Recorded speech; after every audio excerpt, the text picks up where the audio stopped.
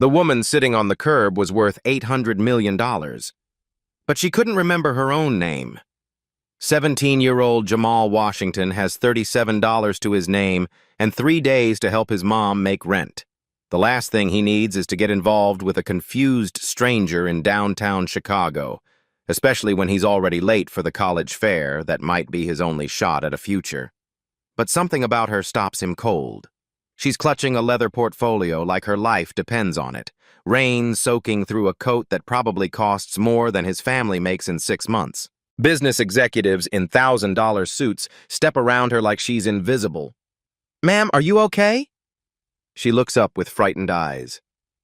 I'm supposed to be somewhere important, but I can't remember where."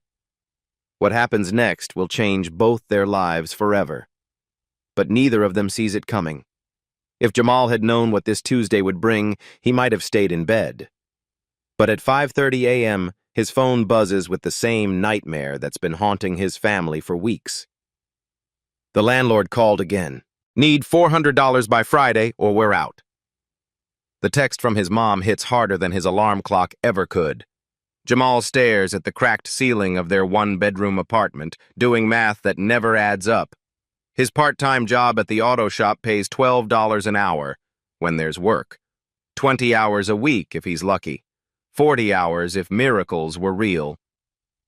His younger sister Maya sleeps on the pull-out couch 3 feet away, her acceptance letter to community college taped above her pillow like a prayer. Tuition due in 3 weeks. Nursing program. Maya's dream since she was 8 years old, watching their mom come home exhausted from double shifts at the hospital saying, "Someone's got to take care of people, baby. Might as well be us." But dreams cost money they don't have. Jamal rolls off his floor mattress quietly, careful not to wake Maya. The apartment feels smaller every day. 1 bedroom, 1 bathroom, a kitchen barely big enough for 2 people to stand. The radiator clanks like it's dying, which it probably is. Their neighbor's TV bleeds through walls so thin they might as well be cardboard. In the kitchen, Jamal makes 2 pieces of toast and splits them 3 ways. Breakfast for him and Maya. Mom's already gone. Started her shift at 4 a.m. because Tuesday mornings are when they prep surgical instruments, and someone's got to be there early. Walking to school, Jamal passes the coffee shop where he applied last month. Through the window, he sees the manager who said, "We'll call you," with the kind of smile that means don't hold your breath. 3 other places gave him the same polite rejection. Too young. No experience. Not the right fit. The right fit. Like poverty is a choice. At school, Jamal's stomach growls through first period history. By lunch, he's dizzy with hunger, but he splits his sandwich with Devin anyway. Devin's mom lost her job last week, laid off from the factory where she'd worked for 15 years. "Man, you barely got enough for yourself," Devin protests, but Jamal just shrugs. "We both gotta eat, right?" It's automatic kindness, learned from watching his mom somehow always find room for one more at their dinner table. Even when dinner was ramen noodles with hot sauce to make them taste like something. After school, Jamal takes 2 buses to Rodriguez Auto Repair. Miguel pays him under the table, $12 an hour to learn skills that might actually matter someday. Today, they're rebuilding a transmission on a 2007 Honda Civic. The engine bay is cramped, greasy, nothing like the sleek cars Jamal sketches in his notebook margins. "You got good hands, kid," Miguel says, watching Jamal work. "Natural mechanic, but you're thinking too big a picture. Focus on what's right in front of you." Miguel doesn't understand that Jamal can't stop thinking about the big picture. He has to. Because if he focuses on what's right in front of him, bills, hunger, his mom's exhausted face, he'll drown in it. Instead, Jamal dreams about designing cars that working families can actually afford. Reliable engines that don't break down every 6 months. Fuel-efficient systems that don't eat up grocery money. Cars built for people like his mom, who drives a 15-year-old Corolla with 200,000 miles and prays it starts every morning. Miguel finds Jamal watching YouTube videos about automotive engineering during break. "College boy dreams?" Miguel teases, but not meanly. "Just remember, dreams don't pay rent." Home by 8 p.m., Jamal helps Maya with calculus while their mom works her night shift. Maya's brilliant, straight A's, acceptance to 3 nursing programs, but only one offers financial aid, and even that leaves them short. I could take a gap year, Maya says quietly, eraser shavings scattered across her homework. Work full-time, save up money. No, Jamal's voice is firm. You're going to college. We'll figure it out. But lying on his floor mattress that night, Jamal isn't sure how. He stares at his phone's cracked screen, scrolling through classmates' Instagram posts. Spring break trips to Florida. New cars for Sweet 16. College acceptance parties with cakes that probably cost more than his family's weekly grocery budget. He doesn't feel jealous exactly, just tired. Tired of wearing the same 3 shirts to school. Tired of declining invitations because he can't afford movies or pizza. Tired of being grateful for hand-me-downs while watching other kids complain about getting the wrong color iPhone. But quitting isn't in his vocabulary. His mom raised him to believe that character matters more than circumstances. That doing the right thing still counts, even when nobody's watching. Even when the right thing doesn't pay bills or fill empty stomachs. Tuesday morning brings unexpected rain, soaking through Jamal's only jacket before he's walked 2 blocks. By the time he reaches downtown Chicago for the college fair, a school requirement for his AP English class, he's drenched and self-conscious. He checks his reflection in a store window, wrinkled shirt, damp hair, scuffed shoes. The college representatives will be polished, professional, used to kids who arrive in cars instead of on buses. Fake it till you make it, he whispers to himself. It's his mom's mantra, repeated every morning like a prayer. What Jamal doesn't know is that this particular Tuesday will prove his mom right in ways he never imagined.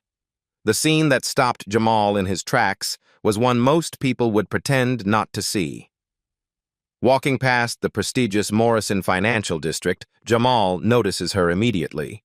An elderly white woman sits on the curb between 2 towering office buildings, looking completely out of place. Her silver hair is disheveled, mascara smudged down her cheeks, but her clothes scream wealth. Chanel suit, Italian leather shoes, a Hermes purse clutched tightly in her lap. The rain has intensified, creating a curtain between her and the stream of business professionals hurrying past. Steam rises from manholes, mixing the smell of wet concrete with expensive coffee from the lobby cafe 20 feet away. She's sitting directly under a construction scaffold, partially sheltered but still getting soaked. And everyone is pretending she doesn't exist. A man in a $3,000 suit sidesteps around her, phone pressed to his ear. "The Hartwell merger needs to close by noon," he barks, not even glancing down. A woman in designer heels notices, frowns with obvious distaste, and quickens her pace like confusion might be contagious. 2 security guards from the nearby lobby are having a heated discussion, pointing in her direction. Neither wants to deal with the situation. It's not their job. Someone else's problem. Always someone else's problem. Jamal slows his pace, torn. He's already running 20 minutes late for the college fair, and his guidance counselor emphasized how crucial first impressions are with admissions officers.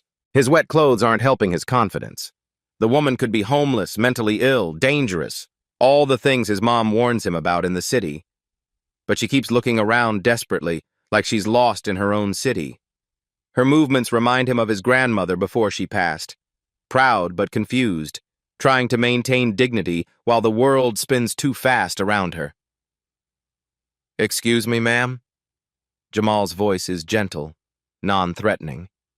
He crouches to her eye level, ignoring the puddles soaking through his already damp jeans. Up close, he notices details others missed. Her hands are shaking, not from cold, but from genuine fear. Her leather portfolio is expensive, but shows wear. This isn't someone posing for attention. I'm supposed to be somewhere," she says, voice barely audible over traffic noise. "But I can't remember where, or how I got here." Her eyes darted between faces in the crowd, searching for something familiar. "Everyone keeps walking past like I'm invisible." "You're not invisible," Jamal says firmly. What's your name? She hesitates, pressing fingers to her temple like she's trying to squeeze out memories. Ellen, I think. Yes, Ellen. Ellen Crawford. The name comes out uncertain, like she's testing how it sounds.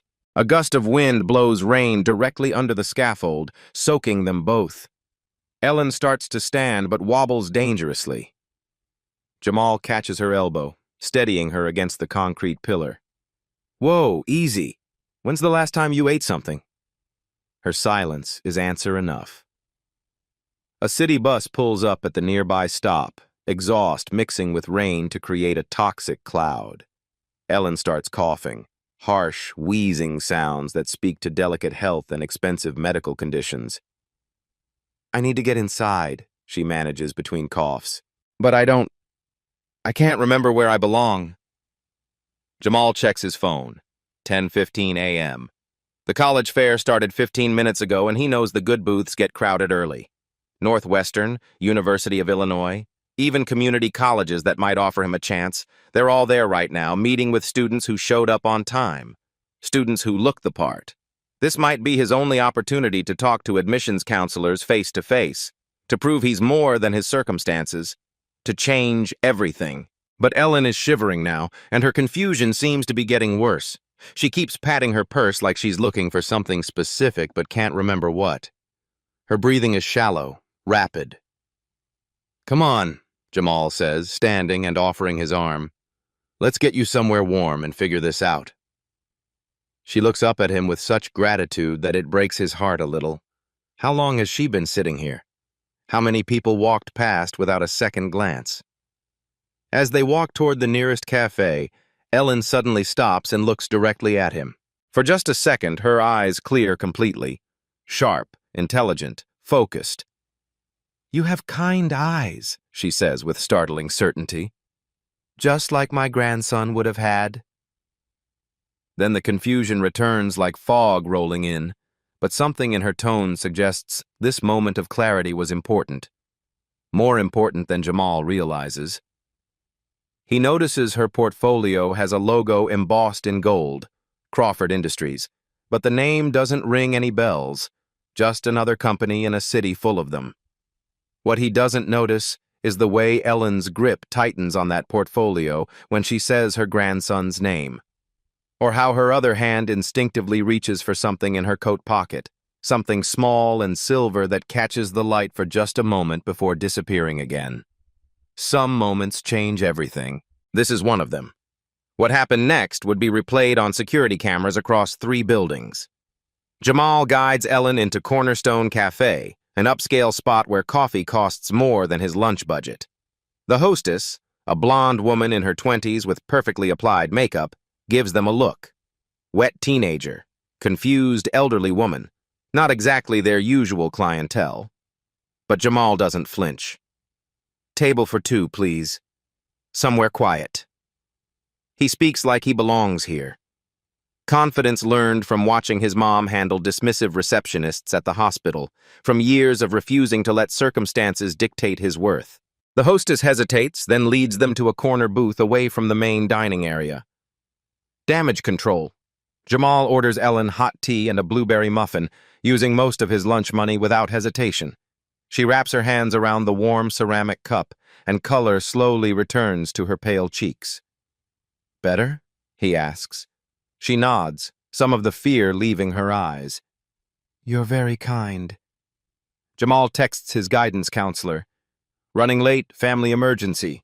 We'll be there soon. The lie comes easily. This feels like family now. While Ellen sips her tea, Jamal gently examines her leather portfolio. The clasp is silver, heavy, and expensive. Inside, architectural plans for what looks like a massive development project, financial documents with numbers that have way too many zeros, and business cards from law firms he's seen on billboards around the city. Everything bears the same logo, Crawford Industries. Ellen, do you recognize any of these papers? Jamal asks carefully, not wanting to overwhelm her. She studies them like they're written in a foreign language, brow furrowed in concentration. Meeting. There was supposed to be a meeting. Very important. Her voice gains strength as fragments return. Something about children? Schools? Ellen's purse contains a high-end smartphone, latest iPhone, gold case, but it's password protected. The screen keeps lighting up with incoming calls, numbers listed as boardroom, security, and David assistant. Looks like people are looking for you, Jamal observes. Ellen stares at the phone like it might bite her. On his cracked screen, Jamal Googles Crawford Industries Chicago. His weak data connection loads results slowly, but his eyes widen as information appears. Major real estate developer, billion-dollar company. Recently in the news for a massive affordable housing project. The CEO's photo loads last. A confident businesswoman in her early 70s, silver hair perfectly styled, standing in front of a groundbreaking ceremony banner. Ellen Crawford, Jamal says gently, showing her the search results. Does this look like you? Ellen stares at the photo, at herself, confusion and recognition warring on her face. That's me, she whispers, touching her disheveled hair self-consciously. But I look so together. Ma'am, I think you might be having a medical episode, Jamal says carefully. Confusion, memory problems. We should get you to a doctor. Ellen grabs his wrist with surprising strength. No hospitals, she says urgently. They'll say I can't. The fear is back, sharp and desperate. The project. Today's vote decides everything. Thousands of families need those apartments. Through patient questioning, Jamal pieces together fragments. Ellen was supposed to present the final proposal for an $800 million affordable housing development to the city council at noon. Without her signature and testimony, the project dies. The land gets sold to luxury condo developers instead, 2,400 families, gone. Jamal calls the number labeled David Assistant from Ellen's phone. This is Ellen Crawford's phone, he says when a frantic voice answers. She's safe, but she needs help. The relief in David Chang's voice is audible. We've had security looking everywhere. The board meeting started an hour ago and Mrs. Crawford never showed. The council members are threatening to postpone the vote. She's having some kind of memory issue, Jamal explains. But she's okay. Where should we meet you? David arrives in a company car within 10 minutes. A kind-faced man in his 30s with worry lines etched deep around his eyes. He rushes into the cafe like Ellen is his own grandmother. Mrs. Crawford, thank God, he breathes, sliding into the booth beside her. But Ellen still looks fragile, uncertain. I don't think I can do this, David, she admits. I can't remember the numbers, the talking points. What if I help? Jamal suggests, surprising himself. Both Ellen and David stare at him. I've been studying the papers while we wait, Jamal continues. The project houses 2,400 families, creates 800 construction jobs, includes on-site childcare and a medical clinic. Financing comes from a combination of municipal bonds and private investment at 3.2% interest. Ellen's eyes widened. You really understand this? Jamal nods. My mom's a single parent.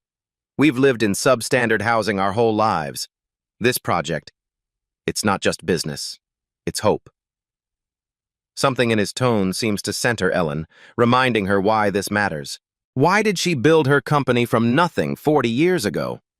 David drives them to City Hall in the company Mercedes, leather seats and climate control, a sharp contrast to the city buses Jamal usually rides.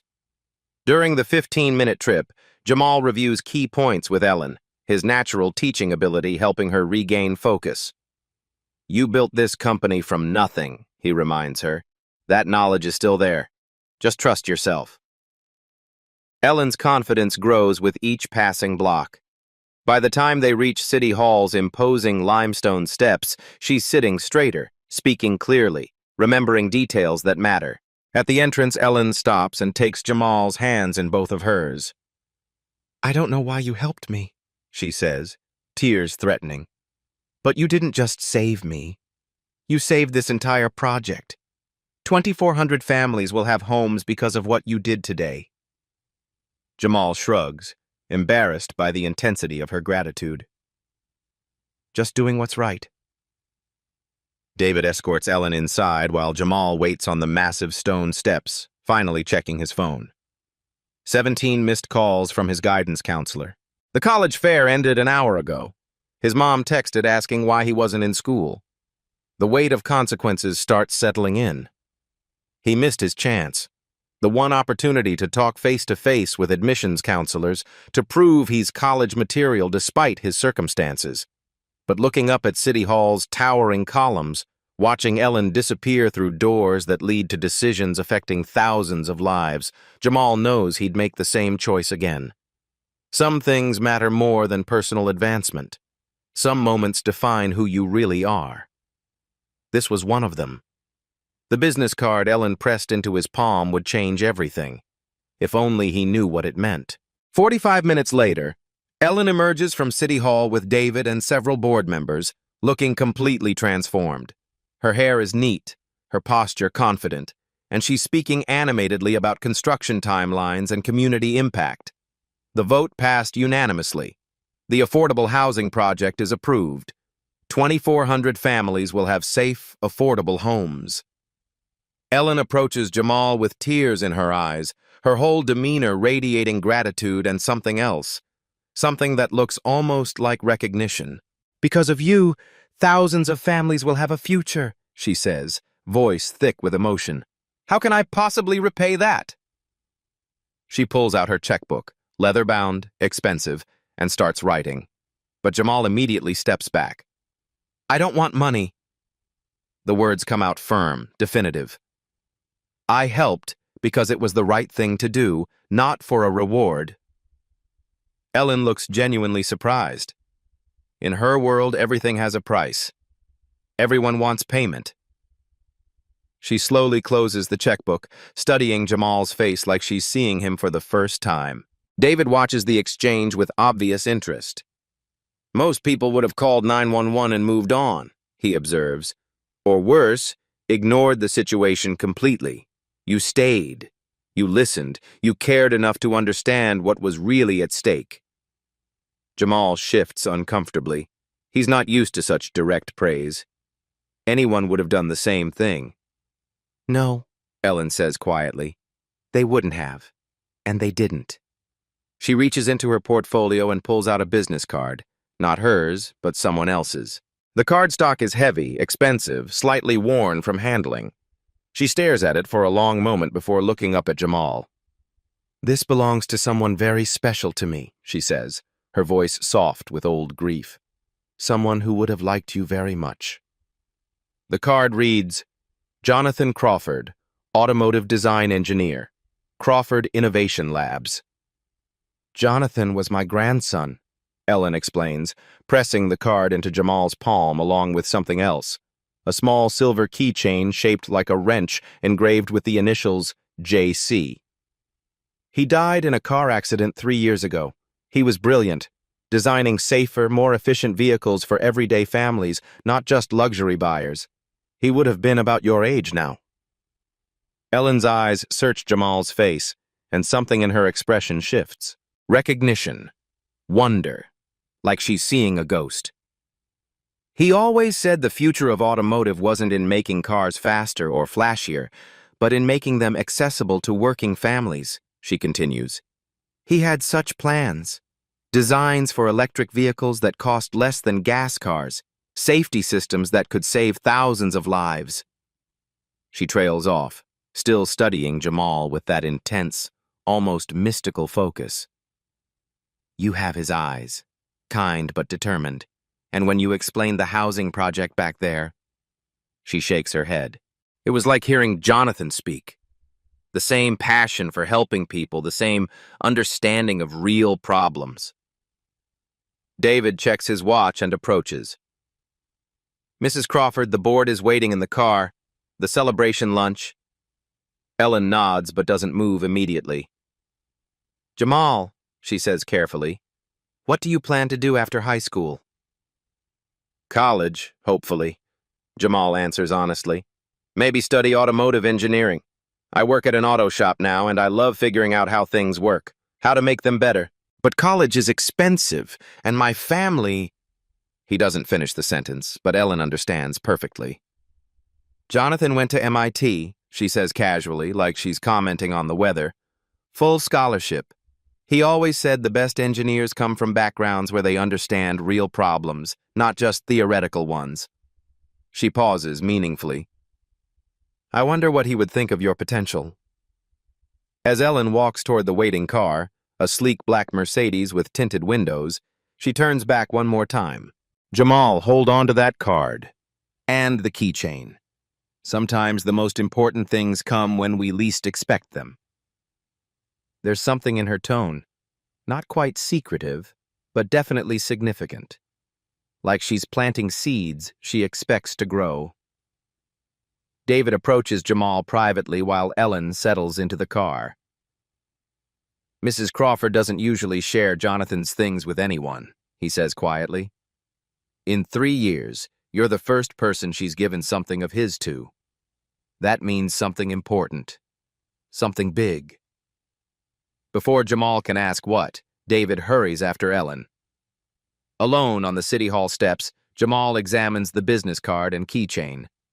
The address listed is for an industrial complex across town, somewhere he's never been. But the keychain feels warm in his palm, substantial, like it carries weight beyond its size.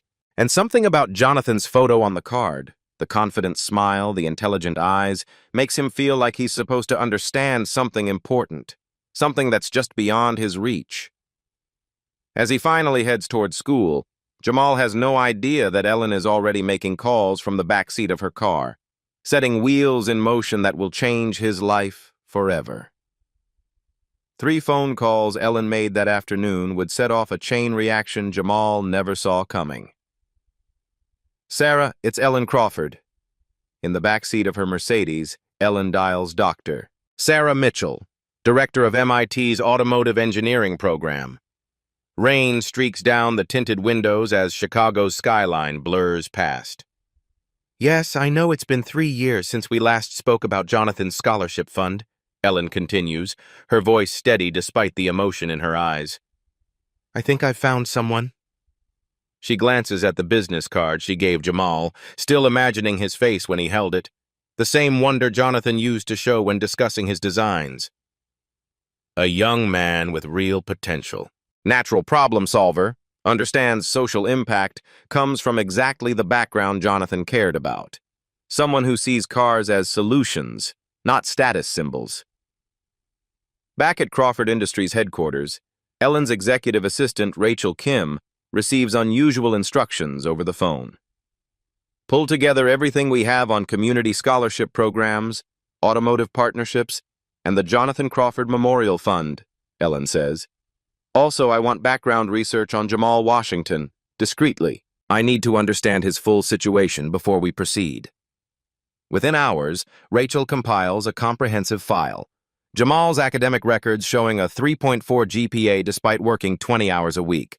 Stellar recommendations from Miguel at Rodriguez Auto Repair, calling him the most naturally gifted mechanic I've seen in 15 years. His family situation: single mother working double shifts, younger sister with college potential, financial struggles that would crush most families. But it's the character references that make Ellen smile. Teachers described him as the student who helps others without being asked. A youth center coordinator mentioning how Jamal volunteers every Saturday, teaching kids basic car maintenance. He makes them believe they can fix anything, the report notes. That evening, Ellen visits Crawford Innovation Labs, Jonathan's former workspace, preserved exactly as he left it 3 years ago. Blueprints for affordable electric vehicles cover the walls, designs focused on reliability and low-cost manufacturing rather than luxury features. His desk still holds sketches of safety improvements and fuel efficiency modifications. He would have loved to mentor someone like Jamal, Ellen murmurs to herself, touching one of Jonathan's unfinished designs. She calls a private meeting with Dr. Michael Torres, head of Crawford's Automotive Research Division. "I want to restart the Jonathan Crawford Fellowship Program," she announces. "Full funding, tuition, living expenses, summer internships, guaranteed job placement. But I want it structured differently this time. More hands-on, more real-world application." Dr. Torres pulls out dusty files. "Jonathan designed this program to bridge the gap between theoretical engineering and practical application. 4-year program, students work part-time at our labs while studying, graduate with both degree and professional experience." He pauses. "It's been dormant since Jonathan died," Ellen finishes. "I know, but maybe it's time to honor his memory by actually helping someone who embodies his values." By evening, Ellen has set multiple wheels in motion. MIT application materials being expedited, Crawford Innovation Labs being prepared for a new intern program, arrangements made for what will appear to be a coincidental encounter. Everything must seem natural, earned, not charity. In Jonathan's old office, Ellen sits holding a photo of her grandson at his MIT graduation. "I think you would have liked him, sweetheart," she whispers. "He has your heart." Outside the window, Chicago's skyline twinkles with possibility. Across town, Jamal has no idea his entire future is being carefully orchestrated. The phone call that interrupted Jamal's shift at the auto shop would reveal a connection he never imagined. 3 days after the City Hall incident, Jamal is elbow-deep in an engine rebuild, a 2015 Ford Focus with transmission problems, when his phone rings. Unknown number with a 617 area code. Boston. "Jamal Washington?" The voice is professional, female, with the confident tone of someone used to being taken seriously. Jamal steps away from the car, wiping grease on his coveralls. Miguel raises his eyebrows from across the shop. "This is Dr. Sarah Mitchell from MIT's School of Engineering. Do you have a moment to talk?" Jamal's heart skips. "I think you have the wrong person," he says carefully. "I haven't applied to MIT." Dr. Mitchell's laugh is warm, knowing. "No, but someone has applied on your behalf. Someone who believes you have extraordinary potential in automotive engineering." Miguel moves closer, unabashedly eavesdropping. He mouths MIT with wide eyes. "I can't reveal who nominated you, Doctor," Mitchell continues, "but they've provided compelling evidence of your mechanical aptitude, academic performance, and character. We'd like to invite you to campus for a special interview. All expenses paid, of course." Jamal covers the phone. "I don't understand this," he whispers to Miguel, who just shrugs with a grin. "Before the campus visit," Dr. Mitchell explains, "we'd like you to tour Crawford Innovation Labs here in Chicago. It's a new partnership program where our students get hands-on experience with cutting-edge automotive design." Crawford. The name hits Jamal like a bolt of electricity. "Crawford, like the housing project lady?" he asks, his mind racing. "I'm not sure I understand the connection," Dr. Mitchell says diplomatically, but something in her tone suggests she understands perfectly. The next week, Jamal takes the L train to the Crawford Innovation Labs complex. The building is sleek glass and steel, nothing like the grimy auto shop where he feels at home. In the lobby, massive photos showcase innovative vehicle designs, electric cars, hybrid engines, safety systems that look like science fiction. Dr. Michael Torres meets him with a warm handshake. "We're excited to show you what we're working on," he says, leading Jamal toward the elevators. "I think you'll find our approach to automotive engineering quite interesting." They walk down a hallway lined with patents and awards. Every few steps, Jamal notices the name J. Crawford on various innovations. Whoever this J. Crawford was, they were brilliant. "This was our lead design engineer's workspace," Dr. Torres says casually, opening a door at the end of the hall. "He died tragically 3 years ago, but his vision drives everything we do here." Jamal steps inside and freezes. The office is like a shrine to automotive innovation. Blueprints cover every wall, not luxury vehicles or sports cars, but practical designs focused on affordability and efficiency. Electric sedans priced under $25,000. Safety systems designed for families, not racing. Fuel efficiency modifications that could help working people save hundreds on gas. These are the exact kinds of cars Jamal has dreamed about designing. On the desk sits a framed photo. A young man who looks remarkably like Jamal, standing next to a prototype electric vehicle in what appears to be this very lab. Dark skin, intelligent eyes, the same build. The nameplate reads, Jonathan Crawford, lead design engineer. Jamal's hand goes instinctively to his pocket, where Ellen's keychain has lived since that day at City Hall. He pulls it out, the small silver wrench engraved with JC. Where did you get that? Dr. Torres asks, clearly surprised. A woman gave it to me, Jamal says slowly, pieces starting to click together like gears in an engine. Ellen Crawford. I helped her a few days ago when she was confused downtown. She said it belonged to her grandson. The color drains from Dr. Torres's face. You're the young man who helped Mrs. Crawford, he says, not a question, but a statement of sudden understanding. Jamal sets the keychain on the desk next to an identical one that's been sitting there permanently, like a memorial. Jonathan Crawford, Jamal reads from the nameplate. Ellen Crawford. They're related. Jonathan was her grandson, Dr. Torres confirms, sitting down heavily. Brilliant engineer, passionate about social impact through automotive design.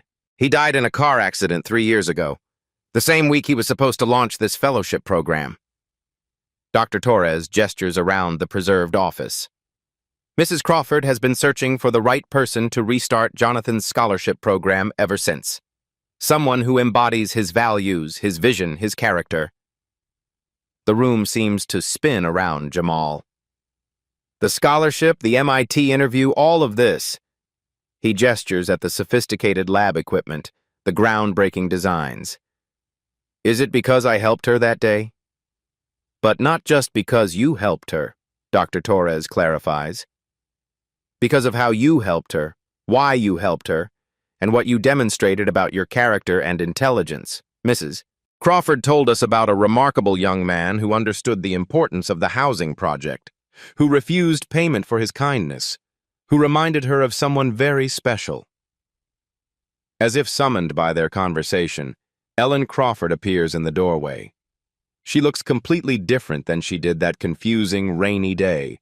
Confident, commanding, every inch the billionaire CEO. But her eyes are the same, kind, sharp, and now watching Jamal with obvious affection and something deeper. Something that looks like destiny. Hello, Jamal, she says warmly.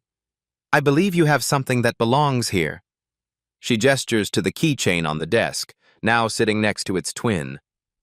Jamal stares at her, understanding flooding through him like water through a broken dam. Your grandson, the business card, the keychain. You're not just any Ellen Crawford.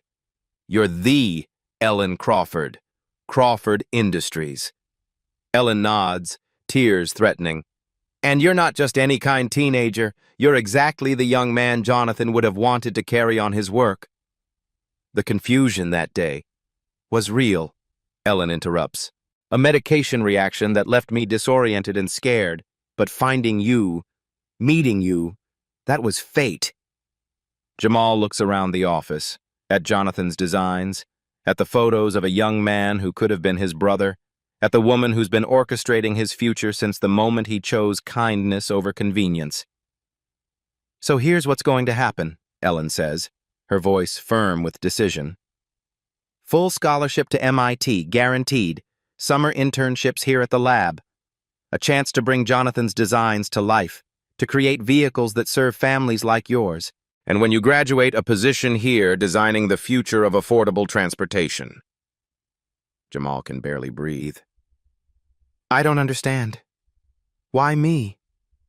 Ellen's smile is radiant, infinite. Because kindness recognizes kindness, Jamal. And because sometimes the universe puts exactly the right person in exactly the right place, at exactly the right moment. She pauses, watching recognition dawn in his eyes. Jonathan always said the best engineers come from backgrounds where they understand real problems. You are that engineer, Jamal. You are his legacy. The contract Ellen placed in front of Jamal would guarantee everything he'd ever dreamed of. But first, she had one more surprise. Ellen leads Jamal to the executive conference room, where legal documents are already spread across a polished mahogany table that probably costs more than his family's annual rent. Floor-to-ceiling windows overlook Chicago's skyline, and Jamal can see the exact corner where this all started, where a confused woman sat in the rain 3 days ago. The Jonathan Crawford Memorial Fellowship, Ellen explains, sliding a thick folder across the table. Her voice is steady, businesslike, but her eyes shine with emotion. Full tuition, room and board at MIT, $2,000 monthly stipend for living expenses, guaranteed summer internships here at the lab, and a job offer upon graduation with a starting salary of $120,000. Jamal's hands shake as he flips through the papers. The numbers are staggering. Over $400,000 in total investment over 4 years. More money than his family has ever seen. More money than they've dreamed of seeing. Mrs. Crawford, he starts, but she holds up a hand. There's more. Ellen's eyes twinkle with the satisfaction of someone about to change lives. Your sister Maya. She's been accepted to Northwestern's nursing program, full scholarship courtesy of the Crawford Foundation. Your mother will receive a $10,000 grant to cover living expenses while you're both in school. Jamal stares at her in complete disbelief. You looked into my family? Ellen nods unapologetically. Jamal, kindness isn't just individual, it's systemic. Helping you succeed means helping your whole support system succeed. Maya's grades are excellent. 3.8 GPA, volunteer work at the community clinic. She deserves her chance too. And your mother has sacrificed enough. Dr. Torres leans forward, his expression serious. The fellowship isn't charity, Jamal. It comes with real responsibilities. You'll work 20 hours a week in our labs, collaborate on active projects, present your research at conferences. We expect excellence because we believe you're capable of it. Ellen activates a large monitor that descends from the ceiling. Detailed schematics fill the screen. Vehicle designs unlike anything Jamal has seen in car magazines or showrooms. This is Project Horizon, Ellen announces. Affordable electric vehicles for working families. Purchase price under $25,000, 300-mile range, built to last 20 years with minimal maintenance. Jonathan designed the core systems before he died, but we need fresh perspective to bring it to market. Jamal studies the blueprints, his engineering mind immediately grasping the brilliance of the design. Battery placement for optimal weight distribution, regenerative braking systems that extend range, modular components that reduce manufacturing costs without sacrificing safety. Imagine your mother driving to work in a car that costs $30 a month to operate instead of $300, Ellen continues, her voice gaining passion. Imagine families like yours having reliable transportation without crippling debt. That's what this project could achieve, and you could be the engineer who makes it happen. Jamal thinks about all the times his mom's ancient Corolla broke down, leaving her stranded after late shifts at the hospital. About neighbors choosing between car repairs and rent money. His own dreams deferred because basic survival took precedence over everything else. This isn't just about his future. It's about changing the entire trajectory of what's possible for people like his family. Dr. Torres pulls out another folder. The fellowship also includes professional mentorship. You'll be paired with our senior engineers, working on real projects from day one. No busy work or theoretical exercises, actual product development that goes to market. By your sophomore year at MIT, you'll be leading your own research initiatives. And the network, Ellen adds, walking to the window overlooking the city. Industry conferences, meetings with auto executives, connections with venture capitalists interested in socially responsible technology. You'll graduate not just with a degree, but with the relationships needed to create lasting change. She turns back to face him, and Jamal sees something profound in her expression. Hope mixed with grief, legacy mixed with love. Jonathan always said the best engineers come from backgrounds where they understand real problems, Ellen explains, her voice soft with memory. Wealthy kids who design cars as toys versus kids who design cars as solutions. You're the latter, Jamal. That's why this matters so much. Ellen walks to a cabinet and removes another framed photo. Jonathan at age 17, working on his first engine prototype in what looks like a garage. Grease-stained hands, determined expression, surrounded by tools and car parts. This was taken the summer before he started MIT, she says, setting the photo on the table. He was rebuilding a 1995 Honda Civic, trying to improve its fuel efficiency. Self-taught, just like you, he understood that the best innovations come from necessity, not luxury. Torres explains the timeline. MIT's semester starts in 8 weeks. We can arrange accelerated placement testing, housing assignments, and course registration. Your summer job at the auto shop becomes a summer internship here. Same hours, 10 times the pay, infinitely more learning opportunities. Jamal looks around the room at the sophisticated equipment, the detailed blueprints, the faces watching him with expectation and genuine hope. I keep thinking I'm going to wake up, he admits. 3 days ago, I was worried about making rent. Now you're talking about changing my entire life. Life-changing moments rarely come with warning, Ellen says gently, sitting across from him. They come disguised as ordinary Tuesdays when we choose to help a confused woman on the street instead of walking past. The opportunity was always there, Jamal. You just had to be the kind of person who would recognize it. Dr. Torres slides a pen across the table. So what do you say? Are you ready to honor Jonathan's memory by carrying his work forward? Ready to prove that kindness and brilliance combined can literally change the world? Ellen adds one final detail, her voice warm with affection. Your family will be taken care of. Maya's tuition, your mother's expenses, even Miguel at the auto shop. I'm funding an equipment upgrade for his business as thanks for training you so well. Everyone who invested in your character gets to share in your success. Jamal picks up the pen, then sets it down again. His hands are trembling. Mrs. Crawford, he says quietly, I need to ask you something important. Is this real? Like, really real? Because if I sign this, and it turns out to be some kind of mistake... Ellen reaches across the table and covers his hand with hers, her touch warm and certain. Jamal, she says firmly, this is the most real thing I've done in 3 years. You saved more than just my afternoon downtown. You saved my faith that there are still people in the world who do the right thing simply because it's right. This fellowship isn't charity. It's an investment in the future Jonathan dreamed of. With trembling hands, Jamal signs his name on the contract. The pen feels impossibly heavy, like he's signing his entire future into existence. Ellen witnesses the signature, then pulls out her phone. Maya, this is Ellen Crawford. Is your mother with you? I have some news about your brother that's going to change everything. 6 months later, the ripple effects of that rainy Tuesday were being felt across 3 states. MIT campus. Fall semester. Jamal thrives in his engineering courses like a plant finally getting sunlight. His practical experience gives him advantages over classmates who've only learned theory. When Professor Williams assigns a project on engine efficiency, Jamal's solution, inspired by techniques he learned at Rodriguez Auto Repair, improves performance by 18%.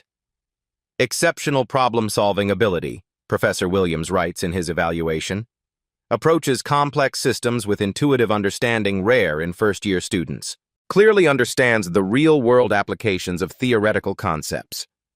Crawford Innovation Labs, winter break. Instead of going home for the holidays, Jamal spends winter break working on Project Horizon.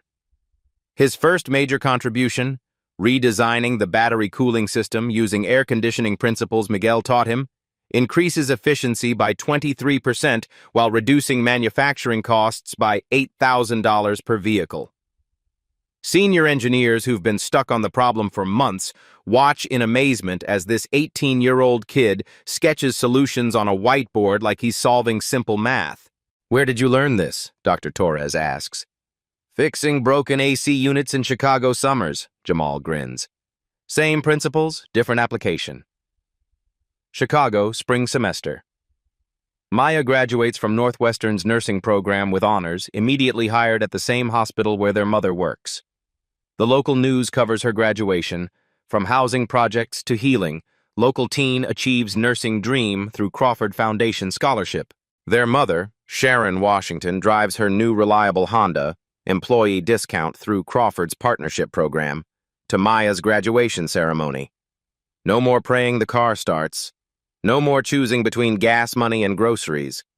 Sharon herself is back in school now, pursuing her nurse management certification. Financial stress no longer consumes every waking moment, leaving room for dreams she'd buried years ago. Chicago Tribune feature story.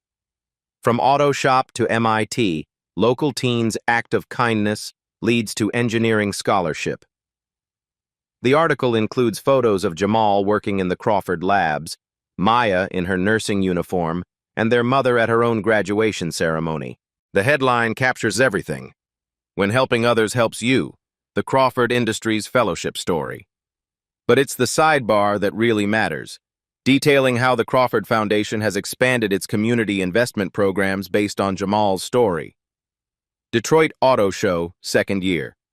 Jamal presents his research on affordable electric vehicle infrastructure at a major industry conference.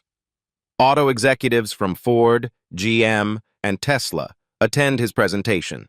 His proposal for neighborhood charging networks using existing electrical grids gets a standing ovation. Afterward, a venture capitalist approaches with a business card. "When you graduate, call me. We're funding the next generation of automotive social entrepreneurs." Rodriguez Auto Repair, expanded Miguel's shop, has grown from 2 bays to 6, using the equipment upgrade Ellen funded. The new hydraulic lifts, computerized diagnostic tools, and electric vehicle charging station transformed the neighborhood garage into a modern automotive center.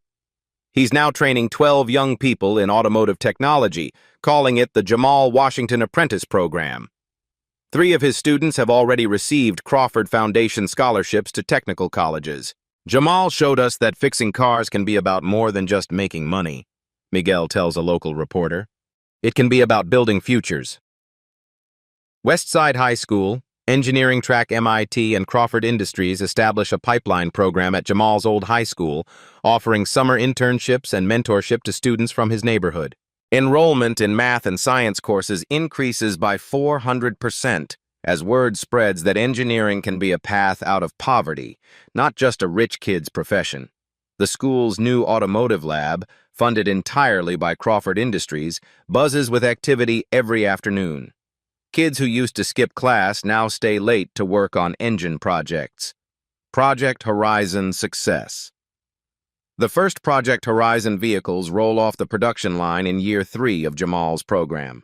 Affordable electric cars priced at $23,000, with 320-mile range and 20-year warranties.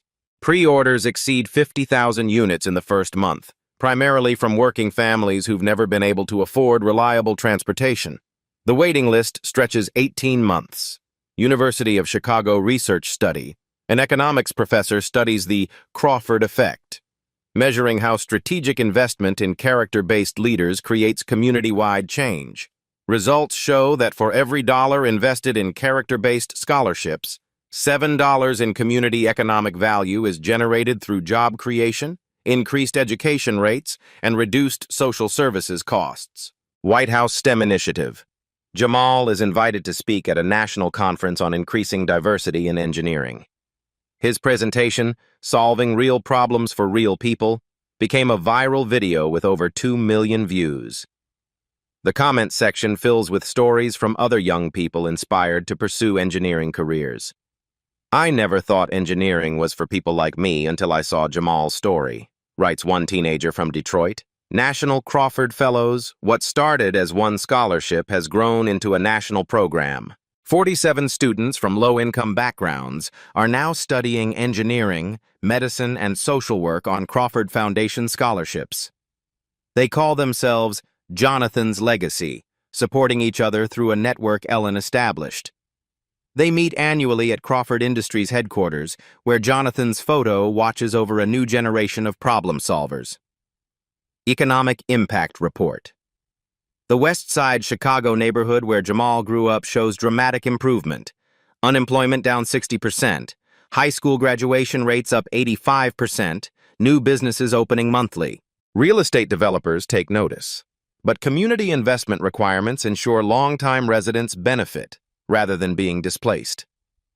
Ellen Crawford's simple philosophy, invest in character, watch communities transform, becomes a model for corporate social responsibility nationwide.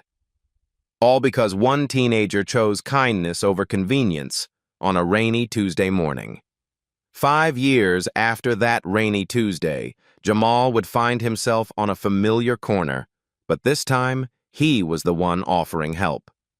Downtown Chicago, Tuesday morning, light rain doctor. Jamal Washington, now 22 and fresh from his MIT graduation ceremony, walks through the same financial district where everything changed. He's heading to his first day as lead design engineer at Crawford Innovation Labs, wearing a suit that actually fits, carrying blueprints for Project Horizon's second-generation vehicles.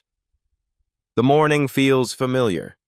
That same Chicago drizzle, the same hurried business professionals, the same corner where destiny once called his name. He pauses at the exact spot where he found Ellen 5 years ago, now marked with a small bronze plaque Ellen had installed quietly. Jonathan Crawford Memorial Corner, where kindness meets opportunity. That's when he sees her. A teenage girl, maybe 16, sits on the same curb where Ellen once sat. She's soaked and shivering, clutching a soggy college application that's getting destroyed in the rain. Her clothes are clean but worn, the careful pride of someone trying to look their best with limited resources. She looks lost, overwhelmed, exactly like Ellen did that day. Without hesitation, Jamal approaches. "Hey, you okay?" She looks up with eyes full of tears and frustration.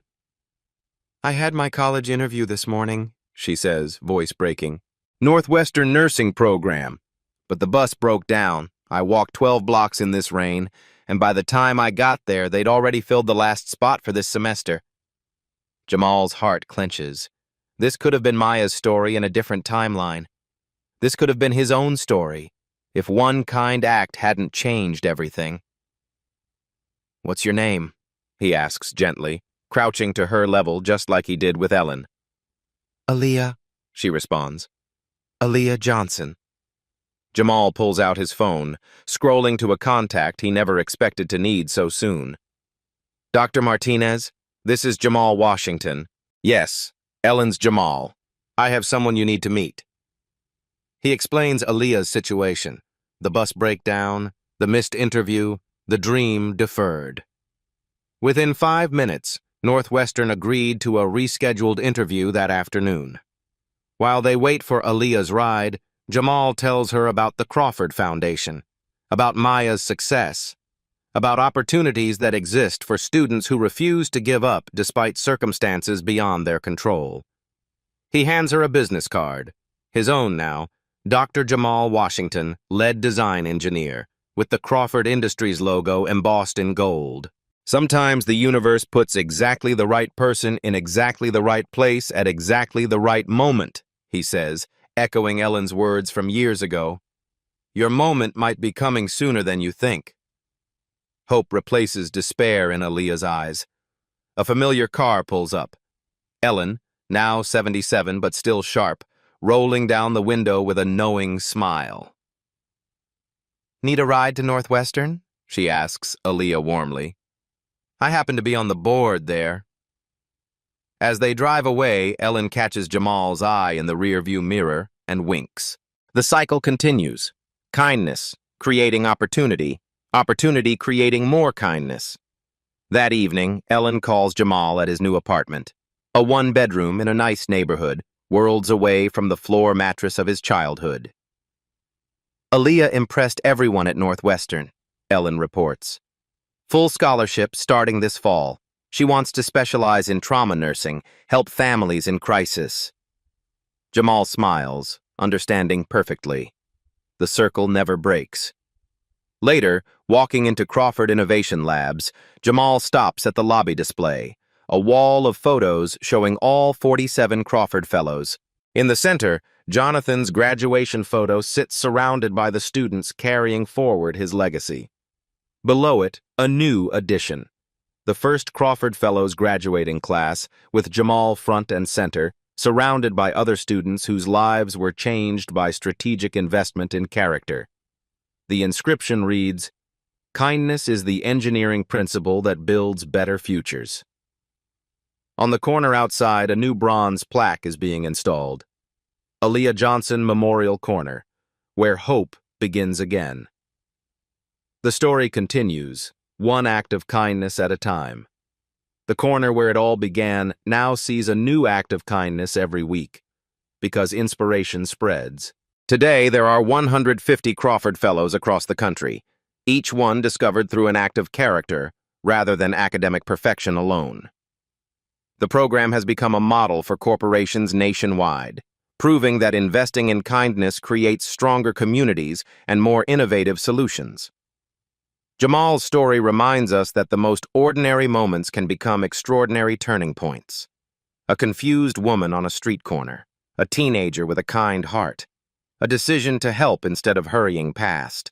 These small choices echo across generations, creating ripples that change entire communities. Every day, you pass someone who needs help. Maybe it's obvious, maybe it's hidden, maybe they're lost, struggling, or just need someone to notice they exist.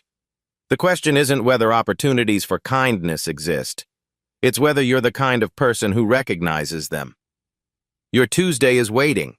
Your moment to change everything might look like nothing special at all. What will you choose when it arrives? Like this story? Share it with someone who needs to believe in the power of kindness. Subscribe to Black Soul Stories for more proof that doing the right thing still matters.